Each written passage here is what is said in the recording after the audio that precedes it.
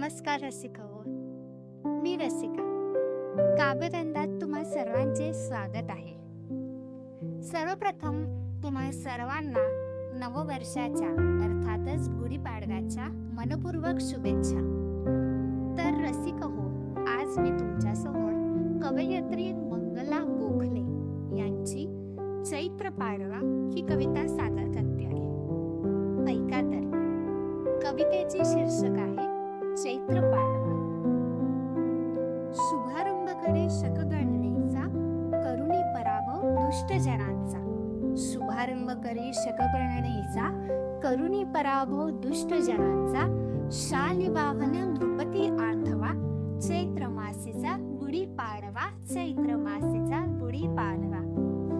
किरण कोवळे रविराजाचे, उल्हासित करते मन सर्वांचे. किरण कोवळे रविराजाचे, उल्हासित करते मन सर्वांचे. प्रेम भावना मनी साठवा, हेच सांगतो गुढी पाडवा. हेच सांगतो गुढी पाडवा.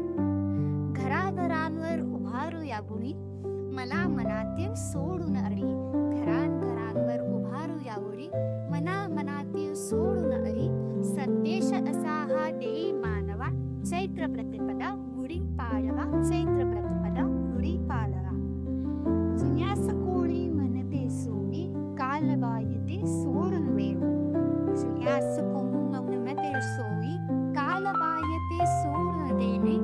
नव्या मनुचे पायीचे म्हणा, हेच सांगतो गुढी पाडवा. हेच सांगतो गुढी पाडवा.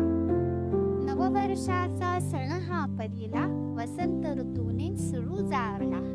नववर्षाचा सण हा पहिला, वसंत ऋतूने सुरू जावला. प्रण करूया मनी नवा, हेच सांगतो गुढी पाडवा.